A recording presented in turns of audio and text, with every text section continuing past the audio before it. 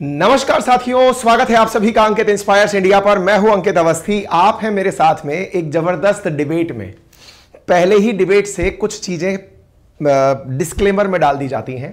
Disclaimer यह है कि आज यह वीडियो केवल और केवल इस बात के लिए है क्योंकि हाल ही में हमारी फ्रेटर्निटी के अंदर लीजेंडरी व्यक्ति ध्रुव राठी जी के द्वारा एक वीडियो बनाया गया था जिसमें उन्होंने भारत में डिक्टेटरशिप है या आ रही है इस बारे में चर्चाएं की थी। तो हमारे कई और लिसनर्स ने हमें बहुत सारे मैसेजेस करके ये जानकारी जानना चाहा कि सर ये वन साइडेड नॉलेज हमारे पास आ गया है, क्या ये नॉलेज सही है या इसमें कोई और तर्क भी है।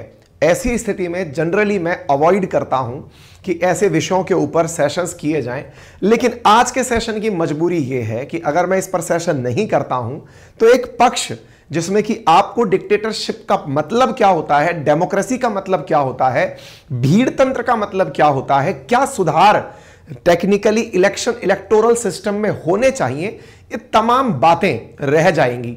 इसलिए मौके की नजाकत को समझते हुए आज के सेशन को किया जा रहा है। ये डिस्क्लेमर है।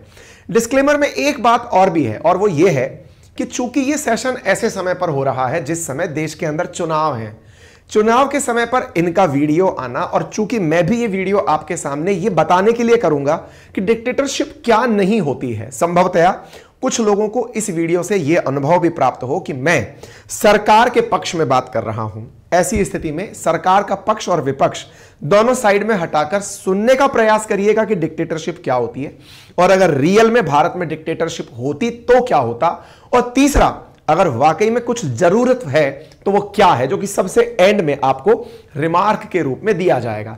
तो सेशन अब यहां से शुरू होता है। चलिए शुरू करते हैं। बात की जाए डेमोक्रेसी वर्सेस डिक्टेटरशिप की, तो ऐसी स्थिति में ध्रुव राठी का वीडियो इन दिनों सोशल मीडिया पर ट्रेंडिंग रहा है, और ऐसी स्थिति में हमारे पास में हमारे कई लिसनर्स ने ट्विटर पर, सोशल मीडिया पर कई बार कमेंट करके पूछा है कि सर इस विषय पर कुछ बोलिए, डेमोक्रेसी वर्सेस डिक्टेटरशिप पर कुछ बोलिए, क्योंकि ध्रुव राठी ने किम जोंग उन को और चाइना को बड़ा चढ़ा करके बताया है कि कुछ वैसा होने जा रहा है। एनीवे, उन्होंने अपना व्यू पॉइंट रखा, हम अपना व्यू पॉइंट रख देते हैं। आप लिसनर पढ़े लिखे लोग हैं, जो समझ में आए उतना ले लीजिएगा। लेकिन जब डिक्टेटर्स की बात होती है तो हमें रेडिट का एक बहुत ही अच्छा डेटा निकलता है जिसमें दिखता है कि डिक्टेटर्स की काउंटिंग ऐसे होती है कि उन्होंने कितने मिलियन लोगों को मारा। इसमें जिन लोगों के नाम सबसे ज्यादा चर्चित हैं उनमें हिटलर का नाम आता है जो 17 मिलियन लोग मार चुका है। ऐसे ही जोसेफ स्टालिन का आता है जो 23 मिलियन लोग मार चुका है। माओ जेडोंग का आता है 78 मिलियन लोगों का आता है। तो डिक्टेटर्स की जो परिभाषा आती है उन परिभाषाओं में किम जोंग उन जैसे बाबाओं का भी नाम आता है, लेकिन यहां पर हत्याओं से काउंट किया जाता है कि कौन कितना बड़ा डिक्टेटर है। बट एनीवे, यहां पर हम इन नंबर्स का सबसे एंड में चर्चा करेंगे, चूंकि उस पूरे सेशन में, अच्छा इस सेशन के लिए आप में से बहुत सारे लोग वो सेशन पहले देख चुके होंगे, नहीं देखा है तो मैं क्रॉस रेफरेंस बार बार लेता चलूंगा कि उस वीडियो में नॉर्थ कोरिया और चीन जैसा होने के बारे में कहा गया है। निश्चित ही अगर ऐसा है तो चीन के अंदर जिस प्रकार से सरकार के विरोध में बोलने वाले खुद के नेता गायब हो जाते हैं, ऐसा संभवतः भारत में हो रहा होता। सरकार के विरोध में बोलने वाले जैक मा जैसे अलीबाबा के मालिक लोग गायब हो जाते हैं, संभवतः ऐसा भारत में हो रहा होता। चर्चा करेंगे सारी बातों की, लेकिन थोड़ा सा टेक्निकल नॉलेज ले लेते हैं। देखिए, टाइप ऑफ गवर्नमेंट की जब बात की जाती है ना, सरकारें कितने प्रकार की होती हैं, इस बात की बात की जाती है तो कहा जाता है सरकार है क्या, जनता पर शासन करने वाला कोई तो है। लेकिन डेमोक्रेसी में इस जनता के शासन को जनता का ही शासन कह दिया जाता है, होना जनता पर ही शासन है। तो जनता का, जनता के द्वारा, जनता के लिए शासन डेमोक्रेसी है। लेकिन शासन कौन कर रहा है? जनता जब शासन कर रही है तो डेमोक्रेसी है। और उस जनता को हटाकर अगर राजा शासन कर रहा है तो मोनार्की है। राजा संसद के साथ मिलकर के कर रहा है तो उस मोनार्की के अंदर कॉन्स्टिट्यूशनल मोनार्की शब्द जोड़ दिया गया है। अगर राजा के स्थान पर सेना शासन कर रही है तो सैनिक शासन है। जनता के स्थान पर शासन करने के लिए अगर कोई ऐसा व्यक्ति आ गया है जो अपनी सीट को छोड़ ही नहीं रहा है, ना वो इलेक्शन की बात करता है, यानी कि लोगों को ना तो वोट देने की बात करता है और ना ही लोगों को बोलने की इजाजत देता है। ये वो दो पॉइंट हैं जो डिक्टेटरशिप की सबसे बड़ी पहचान बनते हैं। पूरे सेशन में इन दो चीजों को बहुत ज्यादा फोकस करके चलिएगा। नंबर पहला, लोगों को वोट देने की ताकत, और नंबर दूसरा, लोगों की अभिव्यक्ति की आजादी। मैं केवल इस सेशन की शुरुआत में एक लाइन बोल करके इस विषय को और आगे बढ़ाऊंगा। जब लोग डिक्टेटरशिप की चर्चा कर रहे थे, मेरी टीम ने मुझसे पूछा कि सर आप इस विषय पर वीडियो क्यों नहीं बना रहे हैं। मैंने कहा यार ये केवल एक ठीक है व्यू रखने का तरीका हो सकता है किसी व्यक्ति का। बोले नहीं, लोग बड़ा डिमांड कर रहे हैं कि डिक्टेटरशिप है क्या। मैंने केवल एक पॉइंट अपनी टीम को रेज किया था जो मेरे अंतर मन का भाव था कि अगर सही मायने में देश के अंदर डिक्टेटरशिप रही होती ना, तो हमारे देश में सोशल मीडिया पर ये जो डिक्टेटरशिप वाला वीडियो है ना, ये आया ही नहीं होता। मेरे प्यारे साथियों, चीन के अंदर यूट्यूब नहीं चलता है, फेसबुक नहीं चलता है, व्हाट्सएप नहीं चलता है। नॉर्थ कोरिया में तो बाहर की कोई सूचना एंटर नहीं कर सकती है, बाहर की फिल्में तक अंदर एंट्री नहीं करती हैं। अगर सही मायने में इंडिया में डिक्टेटरशिप रही होती तो भारत में सरकार के विरोध में बोलने वाले चाहे पत्रकार हो चाहे यूट्यूबर्स हो, उनकी मास फॉलोइंग नहीं होती। हमारे देश के अंदर अगर सही मायने में डिक्टेटरशिप होती ना, तो ये सबसे पहले फ्रीडम ऑफ स्पीच कर्टेल होती, बोलने की आजादी रुकती। हां, कुछ लोग बाल कलाकार हैं जो ये कह देते हैं कि ध्रुव भाई ने तो विदेश में बैठ करके, जर्मनी से बैठकर वीडियो बनाया है, सरकार इसलिए कुछ नहीं बिगाड़ पाई है। मैं आपका त्रुटि सुधार कर देता हूं, उन्होंने चाहे कहीं से भी बैठकर वीडियो बनाई हो, अगर देश की टेरिटरी के अंदर यूट्यूब भी वीडियो चला रहा है, सरकार चाहे तो उसे रोक सकती थी। अर्थात जिस प्रकार से निर्भया गैंग रेप के ऊपर एक डॉक्यूमेंट्री बीबीसी ने बनाई थी, सरकार ने मना कर दिया था कि नहीं, इससे हमारी देश की इमेज खराब होती है, इसे नहीं प्रसारित करिएगा। सरकार चाहती तो उस वीडियो को रोक सकती थी। आज चाहे अभिसार शर्मा हो, चाहे पुण्य प्रसून वाजपेयी हो, चाहे रवीश कुमार हो, सरकार को पानी पी पी कर सवाल करते हैं और जहां जहां मन में आता है वहां वहां कोसते हैं। अच्छी बात है। आजकल तो पत्रकारों को देखकर यह फीलिंग आने लगी है कि पत्रकार दो प्रकार के हो गए हैं। एक वो पत्रकार जो सरकार की तारीफ में लगे हैं, एक वो पत्रकार जो सरकार को कोसने में लगे हैं। यानी सत्ता पक्ष के पत्रकार और विपक्ष के पत्रकार। अब तो याद आने लगी है DD1 के टाइम की, जिस समय एक पत्रकार आया करता था, दोनों बातें सुनाया करता था, सरकार की ये योजना है, विपक्ष ने ये आंदोलन किया है। आजकल वो पत्रकारिता कहीं गायब हो गई है, लेकिन जनता को अपने विरोध को दर्शाने के लिए कहीं ना कहीं कोई स्थान चाहिए होता है। सोशल मीडिया सबसे सस्ता स्थान है। कोई भी पत्रकार माइक, कैमरा, टीवी एक्शन करके शुरू हो जाता है।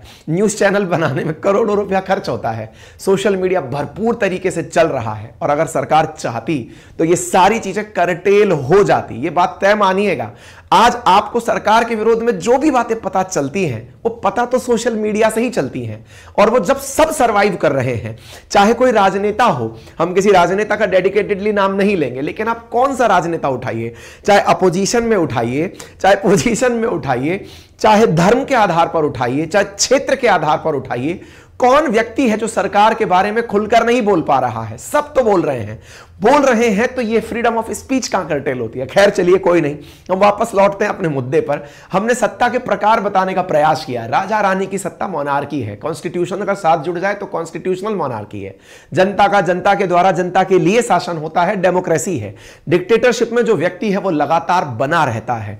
ऐसी स्थिति में चाहे बेलारूस के ये लुकाशेंको हो, चाहे फिर फिलहाल के लिए किम जोंग उन हो, ये सब वो क्षेत्र के अंदर लोग हैं जो अपनी सत्ता को जाने नहीं देते हैं। खैर कोई बात नहीं, अब हम इनको बकायदा आपको पॉइंट वाइज बताते चलेंगे और प्रयास करेंगे कि आपको ये समझा पाएं किन किन आधारों पर आपके दिमाग में ये बैठे कि हमारे देश में डिक्टेटरशिप नहीं है। हां, एक चीज है, और वो क्या है? मेजोरिटेरियन सरकार है, बहुमत की सरकार है। और चूंकि बहुमत की सरकार एक धर्म विशेष के साथ है, हिंदू धर्म की मान्यताओं को प्रचारित करती है, हिंदू धर्म के संरक्षण की बातें करती है, प्रचार प्रसार की बात करती है, ऐसी स्थिति में 80% भारत की जनसंख्या जो कि बहुसंख्यक है, उनके हिसाब से वो फेवरेटिज्म की सरकार प्रतीत होती है। ऐसी सरकार के विपक्ष में बैठे लोग जिन्हें यह लगता है कि बाकी लोगों के हित में बात नहीं है, आज उनको भी जवाब दिया जाएगा। क्योंकि सरकार की एक भी योजना ऐसी नहीं होती, चाहे उज्ज्वला योजना हो, चाहे स्वच्छता अभियान हो, चाहे सोलर पैनल की योजना हो, चाहे किसानों को राहत देने की योजना हो, जो ये कहकर आए कि ये हिंदुओं को मिलेगी, मुसलमानों को नहीं मिलेगी, ये ईसाइयों को मिलेगी, ये सिखों को नहीं मिलेगी। ऐसा नहीं होता है। हमारे देश में सारी योजनाएं सभी धर्मों के लिए एक साथ आती हैं।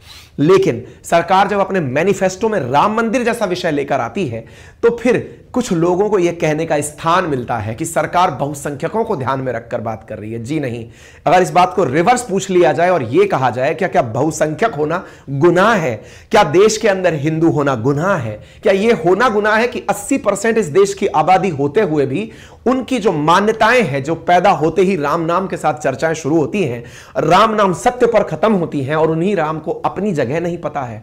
आप सोचिए, काशी विश्वनाथ जैसे स्थान को 350 साल की लंबी बैटल झेलनी पड़ती है। प्रमाण है कि कितनी बार न जाने वहां पर भगवान शिव के मंदिर को तोड़ा गया है, उसके बाद भी हम भगवान शिव के लिए लोकल कोर्ट में जाकर के आस्था की बात करते हैं। विचार कीजिए कि ज्ञानव्यापी टेंपल, ज्ञानव्यापी जो मॉस्क का मुद्दा है वो अभी भी इस विषय पर अटका हुआ है कि ये टेंपल है कि मॉस्क है। आप विचार कीजिए। साथ ही साथ चाहे फिर वो कृष्णा की भगवान की मूर्ति, बहुत सारी बातें हैं, चाहे मथुरा का मामला हो, ये तमाम बातें। अगर डेमोक्रेसी वर्सेस डिक्टेटरशिप की बात की जाए, अगर सरकार वाकई में डिक्टेटरशिप पर आ जाए, अगर सरकार वाकई में 80% को ध्यान में रखकर काम करने लग जाए, तो सुप्रीम कोर्ट का अस्तित्व खत्म हो जाएगा। सुप्रीम कोर्ट के फैसलों के लिए 75 साल इंतजार नहीं करना पड़ेगा।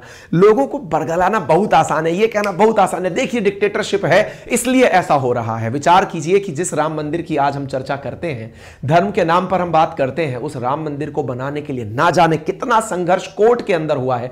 भगवान को खुद अपना एविडेंस देने के लिए रामलला खुद अपना केस लड़े हैं, वो जाकर अपनी बातें बोले हैं। मतलब वकील ने उनको इस तरह से पेट्रॉन प्रेजेंट किया है कि सर मैं इनके बिहाफ पर बात बोल रहा हूं, जब भगवान खुद कोर्ट की शरण में हो गुरु। मतलब वो देश को आप कहते हैं कि डेमोक्रेसी नहीं है, डिक्टेटरशिप आ गई है। डिक्टेटरशिप होती तो ना जाने कब का हमारे देश के अंदर बहुत सारे धार्मिक स्थलों का अब तक मामला सुलट चुका होता। हमारे देश के अंदर ये स्थितियां नहीं होती। काशी विश्वनाथ के कॉरिडोर के अंदर घुसा हुआ ये मॉस्क नहीं होता। हमारे देश के अंदर ये स्थितियां नहीं होती कि 350 साल से काशी विश्वनाथ का डिस्प्यूट आज भी चल रहा होता। हमारे इतने सारे प्रमाण जो ये दर्शाते हैं कि मंदिर के अंदर, मतलब मॉस्क के अंदर मंदिर के प्रमाण हैं, वो होने के बावजूद यह मामला कोर्ट में नहीं चल रहा होता। डिक्टेटरशिप में सीधा फैसला होता है, ये होना है, हो गया है, कोर्ट का महत्व खत्म हो चुका होता। सुप्रीम कोर्ट जब बिठा करके, अभी चंडीगढ़ के मेयर वाले मामले में जब मामला बदलकर मेयर बिठा देती है, सुप्रीम कोर्ट ना जाने अभी इलेक्टोरल बॉन्ड जैसे विषय पर आकर के खत्म कर देती है कि नहीं ये गलत है। ऐसी स्थितियां नहीं होती। सुप्रीम कोर्ट के अंदर एग्जीक्यूशन नहीं होता।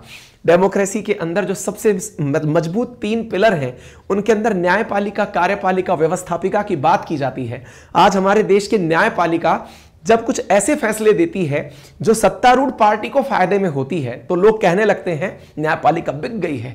और जब लोग जब ये देखते हैं कि सत्ता पक्ष के विपक्ष में इन्होंने कह दिया, तो बोले न्यायपालिका गजब का काम कर रही है। तो भाई हमेशा अगर 2 ही पक्ष होने लगे तो कभी सत्ता पक्ष में भी चीजें होंगी और कभी विपक्ष में भी चीजें होंगी। और ऐसी स्थिति में अगर न्यायपालिका ऐसे फैसले देती है कि इलेक्टोरल बॉन्ड खराब चीज है, तो कहा जाता है कि न्याय बरकरार हो गया, डेमोक्रेसी बच गई है। और जब चंडीगढ़ जैसे मामले पर सरकार के लिए, सुप्रीम कोर्ट के लिए सुप्रीम कोर्ट कह देती है तो डेमोक्रेसी का मर्डर हो गया है, तो कहते हैं देखो सच में मर्डर हो गया है। ये देश राजनीति का देश है, लोगों की अभिव्यक्ति का देश है, और अभिव्यक्ति के माध्यम से ही आप तक ऐसी बातें पहुंचती है। खैर, इन सभी चीजों के साथ साथ हम आपके सामने ये सारी बातें इसलिए रख रहे हैं क्योंकि मेरा इस सेशन को, आज संडे था, हम संडे के दिन जनरली सेशन नहीं करते हैं, विचार विचार करते हैं कि छोड़ते हैं। मैं करने तो संडे वार्ता आ रहा था, मैंने कहा कुछ बच्चे सवाल पूछ रहे हैं, उनके जवाब देखे चले आते हैं, पर मैंने कहा ठीक है, कुछ एविडेंस के साथ बातें करते हैं। एविडेंस के साथ बातें करेंगे और केवल यह बताने की बात प्रयास करेंगे कि क्या वाकई में हमारे देश के अंदर डिक्टेटरशिप है। तो आपको ना ये सारी जो न्यूज देखने को मिलती है कि मथुरा का शाही ईदगाह मॉस्क हो, जिसको लेकर के कहा जाता है मंदिर के बगल में मॉस्क है, लोग विचार करना चाहते हैं क्या चल रहा है भाई। अच्छा, एक सवाल फिर और उठता है, सर आजकल देखने को यह मिल रहा है कि कोई भी राजनीतिक पार्टी का आदमी निकल करके सरकार में घुस जा रहा है, बीजेपी के साथ सरकार बनाने के लिए घुस जा रहा है। राजनीतिक पार्टियों में जिनके ऊपर आरोप लगे हैं जांच एजेंसीज के, वो पलट करके इनकी पार्टी में आके मिल जा रहे हैं। अगर हम इसके अंदर बहुत गहराई तक घुसेंगे ना, तो ये इतिहास पूरा रंगा हुआ है। रंगा हुआ ऐसा है कि आया राम गया राम जो शब्द है ना, वो नेताओं के पार्टी बदलने के लिए ही बना था। एंटी डिफेक्शन लॉ आज का नहीं आया हुआ है, 52nd कॉन्स्टिट्यूशनल अमेंडमेंट 1885 में आया कॉन्स्टिट्यूशनल अमेंडमेंट है, जो इसलिए बना था कि राजनेता एक पार्टी छोड़ के दूसरी पार्टी में जाते, सरकारें गिर जाती हैं। अटल जी की तो सरकार केवल 1 वोट के चलते गिर गई थी। कहने का मतलब यह है कि हमारे देश के अंदर राजनेताओं का पार्टी बदलना, आप जैसे मेरे जैसे जो लोग हाल ही में राजनीति में इंटरेस्ट लेने लगे हैं, उनके लिए अचानक बड़ा मतलब चिंता का विषय हो सकता है कि यह क्या हो रहा है हमारे राजनेताओं ने। इसीलिए मैंने आपसे कहा सेशन के अंत में हम चर्चा करेंगे कि होना क्या चाहिए। राजनीतिक पार्टियों को अपने लिए खुद के कोड ऑफ कंडक्ट बनाने होंगे कि हमारे लोग नहीं पार्टी बदलें, ऐसा कोई नियम बनाना होगा। मुद्दा यह नहीं है। हो क्या रहा है कि राजनीतिक पार्टियों के नाम पर कहा जाता है कि देखिए राजनीतिक पार्टी के नाम पर केंद्र में जो सत्तारूढ़ पार्टी है उसी के पक्ष में सब लोग हो रहे हैं। चलिए इस बारे में भी थोड़ा सा आपको फैक्ट्स दे देते हैं। फैक्ट्स ये है, हमारे देश के अंदर वर्तमान के अंदर लास्ट के मई के हिसाब से 2023 के हिसाब से इलेक्शन कमीशन की रिपोर्ट को ध्यान में रखकर जानकारी दूं तो 6 नेशनल पार्टी हमारे देश के अंदर, 57 स्टेट पार्टी हैं। अगर हमारे देश में डिक्टेटरशिप होती ना तो केवल एक ही पार्टी होती। ध्रुव भाई ने वीडियो के अंदर एक बात बोली है कि सिंगल पार्टी सिस्टम की तरफ जा रहे हैं, कम्युनिस्ट पार्टी की तरह, चाइना की तरह काम कर रहे हैं। मेरे भाई यहां आज आपको ये बहुत सारे डेटा देंगे हम यहां पर, जिससे आपको ये पता चलेगा कि ये बात बोलना बड़ा अच्छा है क्योंकि बिकती तुरंत है ये बात, लेकिन इसके अपोजिशन में बहुत सारे तर्क दिए जा सकते हैं। विचार करके देखिए, आप विचार करिए कि यहां पर 6 नेशनल पार्टी, 57 स्टेट पार्टी हमारे देश में है, 2597 अनरिकॉग्नाइज्ड पार्टी है। मुझे मालूम है आज आप में से बहुत सारे लोग एक लाइन बहुत अच्छे से बोलेंगे कि सर आप सरकार के प्रवक्ता बनकर आ गए हैं। बिल्कुल आप सही कह सकते हैं, यह आपका तर्क हो सकता है कि आप, क्योंकि जो पक्ष उन्होंने रखा है वो सरकार के विरोध में रखा है, लेकिन मैं उस जगह आकर खड़ा हुआ जो इस बात को क्लियर करने आया है कि डिक्टेटरशिप वास्तविकता में होती क्या है। इस बात के माध्यम से अगर आपको यह लगता है कि मैं सरकार का बचाव कर रहा हूं तो यह सही लग रहा होगा, क्योंकि मैं इस बात पर बिल्कुल डिफेंस फील नहीं करूंगा कि मैं अपने आप को ऐसा करूं कि नहीं साहब आप गलत बोल रहे हैं। आप फील करिए, मैं फील कराने आया हूं, आगे बढ़ता हूं, है ना, क्योंकि गलत तो नहीं सुनने देंगे ना आपको। थोड़ा और बढ़ते हैं। ये हमारे देश के अंदर 6 राजनीतिक केंद्रीय पार्टियां हैं। अब आप में से कहेंगे इन पार्टियों को दिखाने का मतलब क्या है? मतलब यह है कि जिनकी बात उन्होंने की है, चाहे नॉर्थ कोरिया हो चाहे चाइना हो, वह सिंगल पार्टी का शासन चलता है। बोले नहीं साहब उन्होंने ये भी कहा है कि सिंगल पार्टी ही इंडिया के अंदर हो जाएगी। तो मेरे भाई यहां पर एक बार डेटा देख लीजिए। पूरे 10 साल कंप्लीट करने जा रही है एनडीए गवर्नमेंट केंद्र में। हाल के राज्यों के अगर आंकड़े दिखा दिए जाए ना तो केवल 6 राज्य ऐसे हैं 28 में से भारत के अंदर जहां बीजेपी का शासन है। अगर केंद्र में इतनी पावरफुल सरकार हो उसके बाद भी 6 राज्य ऐसे हो जहां पर केवल बीजेपी का शासन है। वहीं पर कोएलिशन की अगर बात की जाए तो भारत के अंदर बीजेपी ने यूपी, महाराष्ट्र जैसे राज्यों तक में कोएलिशन किया हुआ है। केवल 12 राज्य ऐसे हैं जहां पर बीजेपी के सहयोग के साथ सरकार बनी है, यानी कि 50% के आसपास भारत के स्थान ऐसे हैं जहां पर मेजॉरिटी के अंदर, स्टेट के अंदर बीजेपी की सरकार है। ये राज्यों के आंकड़े हैं, कौन सी पार्टी कहां सरकार बनाई हुई है। बीजेपी के साथ 12 राज्यों में ही सरकार बनी हुई है भाई। तो बाकी राज्यों में क्या चल रहा है? अगर डिक्टेटरशिप होती तो ये सारे के सारे राज्य और यूटीज में केवल एक ही पार्टी की सरकार होती। अगर ये जो कहा जा रहा है ना कि ऐसा हो जाएगा, ऐसा 10 साल में तो नहीं हुआ। जब केंद्र में आप बैठे हुए थे तब से लेकर एक भी राजनीतिक पार्टी नहीं बदल करके चुनाव के अंदर स्थितियां, हर व्यक्ति को अपनी बातें रखने की आजादी है। आप आजादी इस हद तक देखिए कि अगर हमारे देश में वाकई में डिक्टेटरशिप होती, 80% की बात कही जाती, बहुसंख्यकों को ध्यान में रखकर कोई राजनीतिक पार्टी शासन कर रही होती, तो ये स्टेलिन कुमार इस प्रकार की बातें नहीं कर रहे होते कि सनातन देश के अंदर एक मलेरिया है, एक डेंगू है। आप विचार कीजिए, तमिलनाडु के सीएम के सुपुत्र हैं ये, दुनिया भर के देश धर्म के नाम पर इतना ऑफेंसिव फील करते हैं। आपको याद होगा नुपुर शर्मा का एक मामला जिसमें उन्होंने पैगंबर साहब के ऊपर एक विवादित टिप्पणी कर दी थी। कतर ऑफेंडेड फील कर गया था कि ये आपने कैसे बोल दिया। बीजेपी ने उन्हें प्रवक्ता के पद से हटाया था। विचार कीजिए, डिक्टेटरशिप होती तो ऑफेंसिव फील नहीं करते। आप विचार कीजिए, डिक्टेटरशिप होती तो ये व्यक्ति आज सत्ता में नहीं होते, लोग विरोध में खड़े हो जाते। आप कितना टॉलरेट होकर के चीजें सुन रहे हैं, आप इस प्रकार की बातों को एक्सेप्ट कर ले रहे हैं कि ठीक है ये इनके भी विचार हो सकते हैं। तमिलनाडु के सीएम के पुत्र इस तरह की बातें बोल रहे हैं। एक मंत्री खड़े होकर बोल दे रहे हैं कि बीजेपी केवल गौमूत्र स्टेट में जीतती है। डिक्टेटरशिप होती तो ऐसी बात के ऊपर ना जाने क्या कुछ हो चुका होता। डिक्टेटरशिप को कहना, फैसिनेट करना बड़ा अच्छा लगता है, क्योंकि हमने किताबों के अंदर हिटलर को इतना ज्यादा चढ़ा पढ़ा के कर दिया ना। हिटलर मतलब तानाशाही, डिक्टेटरशिप मतलब कोई बहुत ही खूंखार तरीके से शासन होता होगा। चूंकि हमने हिटलर का शासन देखा नहीं है, किताबों में पढ़ा है, लगता है यही वही हो रहा होगा। 140 करोड़ लोग हैं हम, 140 करोड़ लोगों के सारों के विचार, सबकी आवश्यकताएं, सबकी जरूरतें, सबकी दिशाएं एक जैसी नहीं हो सकती। सबके दिमाग अलग अलग दिशाओं में हैं, सबकी अपनी अभिव्यक्ति हैं, सब अपनी अभिव्यक्ति के लिए आजाद हैं। एक जैसे लोग जब मिलकर के सत्ता में आते हैं तो वो बहुमत का सरकार बनता है, बहुसंख्यक का सरकार बनता है। हमने हालांकि इन सब चीजों पे सेशन ऑलरेडी किए हुए हैं। बात आई, उन्होंने एक बहुत अच्छा मुद्दा उठाया कि देश के अंदर, चंडीगढ़ के अंदर एक व्यक्ति इस प्रकार खुलेआम उठा करके मेयर का इलेक्शन बदल दे रहा है। मैंने इस पर भी सेशन किया था।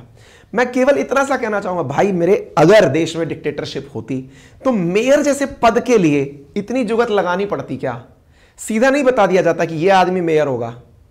विचार कीजिए ना, मतलब ये कॉमन सेंस है। हम डिक्टेटरशिप की तरफ बढ़ रहे हैं, एक आदमी चीटिंग कर रहा है, तो मतलब कितना कमजोर डिक्टेटर है हमारा यार, कि उसको एक चुनाव मैनेज करने के लिए इतनी मेहनत करनी पड़ेगी है। आज हमारे देश में ऑलरेडी, आपको मालूम होना चाहिए, मैंने कई बार, मैं इस विषय पर लास्ट में रिमार्क दूंगा आप लोगों को। आप ये जो देखते हैं ना, जो लोकल लेवल की जो गवर्नमेंट्स होती हैं ना, पंचायती राज गवर्नमेंट हो, नगर पालिका, नगर परिषद वाली जो लोकल बॉडीज के इलेक्शंस हो, इनमें आए दिन पार्षदों के लात घूंसे चलना, यहाँ के चेयरमैन के पद को लेकर, मेयर के पद को लेकर लड़ाई होते रहना, ये सुर्खियां हैं, आज की नहीं है, पूरे देश में जब से ये चले आ रहे हैं, लोकल जो बॉडीज हैं उनके अंदर ये चीजें चल रही हैं। तो मुद्दा ये है कि ऐसी स्थिति में एक उदाहरण को पिन पॉइंट करके देखा, डिक्टेटरशिप आ रही है मेरे भाई। इसके आधार पर देखोगे तो अपने देश में ना जाने कितने नगर निगम, कितनी नगर पालिकाएं जिसमें हर दिन बाड़ेबंदी की घटनाएं होती हैं। सूचना वहां पर सुधार की दी जानी चाहिए कि ये सुधार कर दिया जाए। तो मैं दूंगा एंड में आपको इस विषय पर भी सुधार दूंगा, मैं एक एक चीज पर बोलूंगा, हर विषय के ऊपर सुधार की बातें करूंगा, चिंता मत करिए। लास्ट में मैं केवल ये बता रहा हूं, डिक्टेटरशिप होता तो ये सब नहीं होता। डिक्टेटरशिप होता तो हमारे हर जगह पर लोकल बॉडीज के अंदर जो आए दिन पत्थरबाजी होती है नहीं होती, ऊपर से आदेश आता, ये व्यक्ति बनेगा, बन जाता। ठीक है, डिक्टेटरशिप होता तो सुप्रीम कोर्ट इस प्रकार से कैंडिडेट बदल नहीं देता। डिक्टेटरशिप बहुत खतरनाक चीज होती है जनाब। अगर डिक्टेटरशिप होता तो ईडी और सीबीआई, जिसके डर को दिखाकर लोगों को डराया जाता है कि जांच एजेंसीज को भेजकर ऐसा किया जा रहा है, क्या आपको यह नजर नहीं आता? केजरीवाल साहब को 7 बार ईडी का समन दिया जा चुका है। केजरीवाल साहब खुद आईआरएस ऑफिसर थे, उनकी वाइफ ऑलरेडी आईआरएस ऑफिसर हैं। जब साहब आप खुद एक नियम बाउंड अधिकारी रहे हैं, आपको कम से कम, अगर आप सही हैं तो जांच एजेंसीज को सहयोग देना ये अच्छी बात है कि बुरी बात है? क्योंकि केजरीवाल साहब जब शुरुआत में लोकपाल बिल लेकर के आने की डिमांड किए थे, उस समय पर तो उन्होंने सबसे बड़ी बात यही कही थी ना कि अगर कोई गलत है तो जांच करानी चाहिए, जांच कराने के लिए सहयोग दीजिए ना, कौन रोक रहा है? और आप सही हैं तो सही के सही रह जाएंगे। हां, आप 7 बार ईडी बुलाए तो यानी कि आपने खुद को सर्टिफिकेट दे लिया कि मैं तो एकदम क्लियर हूं। झारखंड के भी इसी प्रकार सोरेन साहब को उठाने के लिए ईडी 10 बार समन की थी। अब मुद्दा यह है कि जांच करना सही है कि गलत है, सबसे बड़ा मुद्दा। इस पर भी मैं एंड में रिमार्क दूंगा, जो यही रिमार्क है कि आप अपोजिशन के लोगों के ऊपर जांच बिठा रहे हैं, यह एक अपने आप में बड़ा मुद्दा है। तो भाई सबसे बड़ी बात यह भी है कि सरकार को दूसरे की कमी तो दिखाई देंगी ना। आप में ताकत है तो सबूत लाइए, ईडी के पास जाइए, बताइए कि सरकार ने यह घोटाला कर दिया, उजागर करिए ना। कौन सी जांच एजेंसी है जो मना कर रही है? एक बड़ा कॉमन मुद्दा है ये, और हर व्यक्ति इसको उठाए घूम रहा है कि सत्ता पक्ष विपक्ष के साथ जांच बिठा रही है। चलिए रिवर्स करते हैं, विपक्ष के पास जिम्मेदारी देते हैं, सत्ता पक्ष का घोटाला उजागर करिए और सीबीआई और ईडी के पास जाइए और अखबार में उसे पब्लिश कर दीजिए। ये घोटाला था, हम सीबीआई के पास गए थे, लोकपाल के पास गए थे, ईडी के पास गए थे, उन्होंने हमारा मामला नहीं लिया। सोशल मीडिया की ताकत है ना अपोजिशन के पास, जाइए ना, रिवर्स काम करके देखिए, क्योंकि आरटीआई जिस तरह से डलती है ऐसे ये भी डल जाएगा। बड़े सारे मुद्दे हैं। अगर डिक्टेटरशिप होती तो ना जाने हर दूसरा अपोजिशन का आदमी जेल में होता, सुप्रीम कोर्ट सरवाइव नहीं कर रही होती। और सबसे इंपॉर्टेंट बात तो मैं यही कहूंगा, सोशल मीडिया पर ये जितने भी पत्रकार आपको दिखाई देते हैं, उनके इतने तेजी से बढ़ते हुए व्यूज, उनके इतनी तेजी से बढ़ते हुए सब्सक्राइबर्स होते ही नहीं। केवल इस बात के लिए इतना समझ लीजिए कि चाइना में यूट्यूब नहीं है, फेसबुक नहीं है, इंस्टा नहीं है, नॉर्थ कोरिया में तो कुछ भी नहीं है। चाइना ने सब कुछ अपना बना रखा है, विदेशी न्यूज तक चाइना में फ्लोट नहीं हो सकती है। विचार कीजिए, आज हमारे देश में आप सब लोग पानी पी पी के सरकार से सवाल करते हैं, जहां मौका मिलता है वहां कोसते हैं। अच्छी बात है, देश के अंदर दोनों बातें पता होना अच्छी बात है, लेकिन यह कह देना कि देखिए सरकार ने ऐसा किया था, अरे सरकार के पास कितने यंत्र हैं मेरे भाई, अगर चाहती तो आप लोग कैसे एग्जिस्ट कर रहे होते। अभिव्यक्ति की आजादी सबसे पहले डिक्टेटरशिप के अंदर कर्टेल होती है।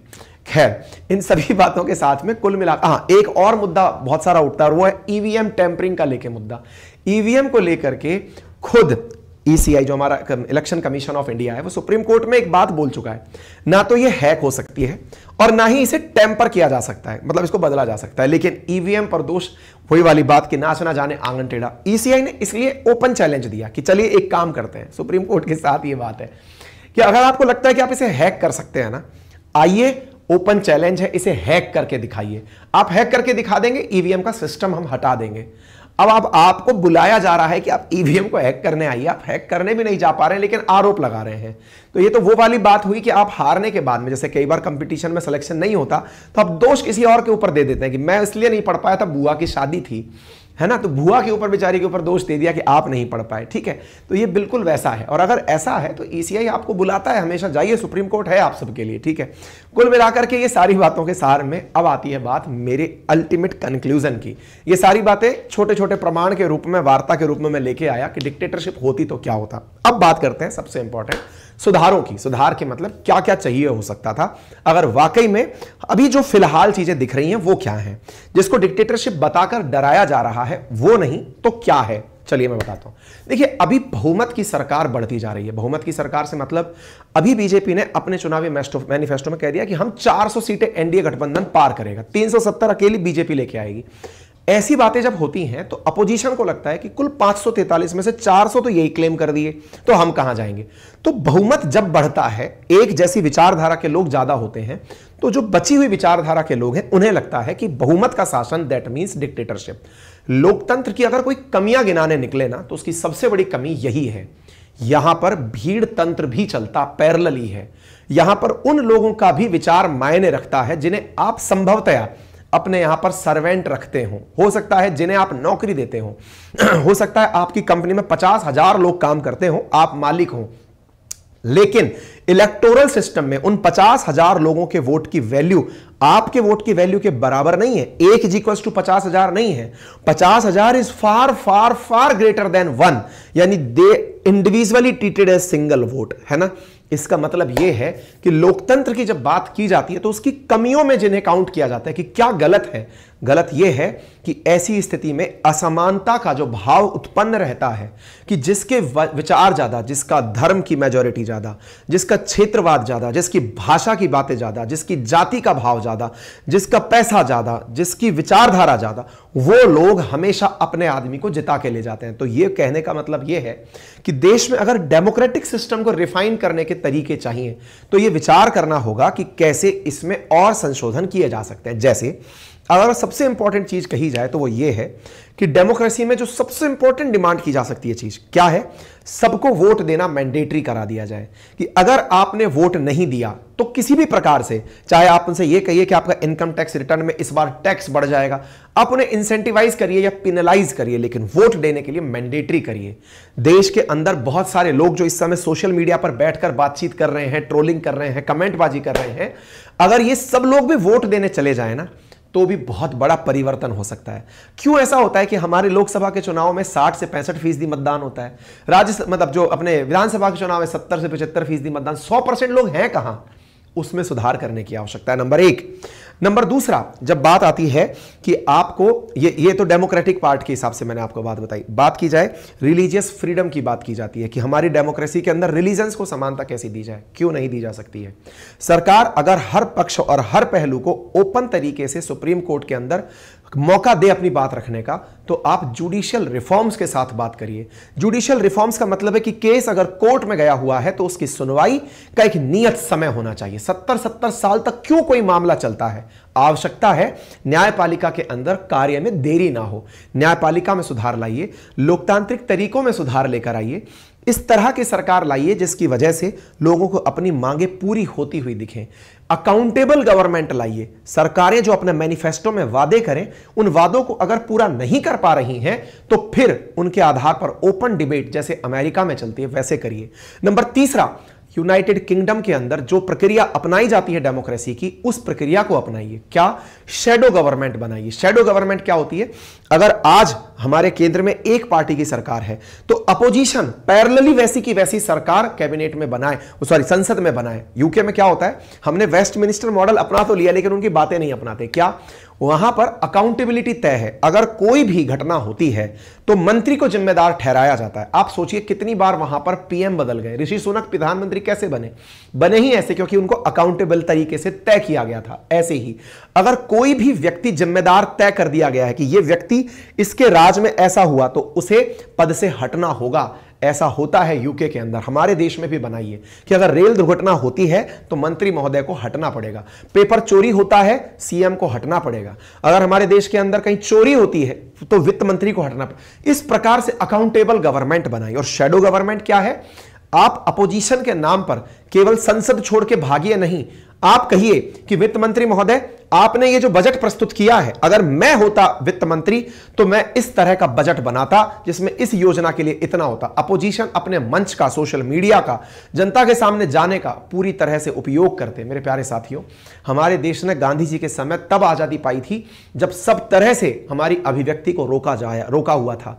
प्रेस की स्वतंत्रता नहीं थी, सोशल मीडिया नहीं था, हमारे पास कोई तरीका नहीं था अभिव्यक्ति का। तब भी एक डंडी लेकर चले हुए व्यक्ति ने अंग्रेजों को यहां से खदेड़ दिया था। अगर वास्तविकता में हमारे राजनेता राजनीतिक शक्ति से परिपूर्ण हो तो पद यात्राएं करें, पूरे देश के अंदर जनता से जुड़े, जनता की मांगों को उठाएं।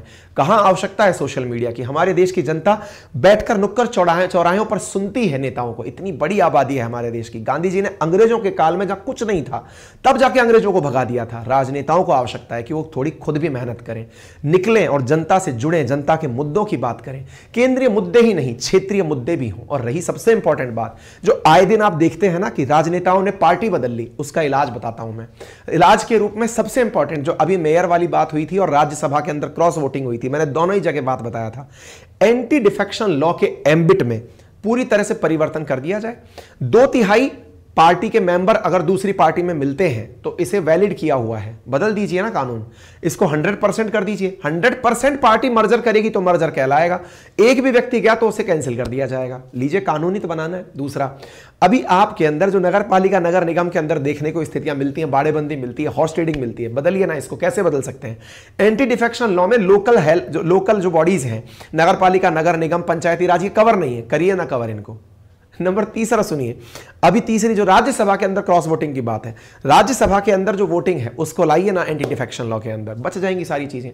जो आवश्यकता है सख्त कानूनों की, सख्त नीति की, डेमोक्रेसी के सुधार की। अमेरिका से, ब्रिटेन से हमने बहुत सी अच्छी चीजें ली हैं, लेकिन राजनीतिक सुधार में, डेमोक्रेटिक सुधार में अभी ब्रिटेन से हमको बहुत कुछ लेना बाकी है। हमने जब बहुत सारी चीजें, 2/3 हमारा संविधान as it is cut copy paste है दुनिया भर का, हम उठा करके लगा के सीधा बना लिए हैं। तो उठाइए ना, परिवर्तन कीजिए, हमारी डेमोक्रेसी में बहुत सारे परिवर्तन कीजिए। तो आवश्यकता हमें सुधार की है, निराश होने की नहीं है। और जब तक बात हो भीड़ तंत्र की, बहुमत की, या फिर लोकतंत्र के नाम पर कहने की कि मेजोरिटेरियन की सरकार है, तो भाई देश के जो हमारे रिप्रेजेंटेटिव्स थे शुरुआत में संविधान सभा बनाने वाले, उन्होंने हमारे लिए यही चुना था। लेकिन हर बार यही रहेगा, आवश्यक नहीं है। आप जागरूक युवा हैं, अपनी बातें रखें, मंच पर जाएं और अपनी बातों को बेहतर तरीके से रखें। निश्चित ही आप में से बहुत सारे लोगों को आज के सेशन से उनके अंदर का कॉन्फिडेंस हिला होगा कि यार ये आदमी ऐसी बातें क्यों बोलकर चला गया।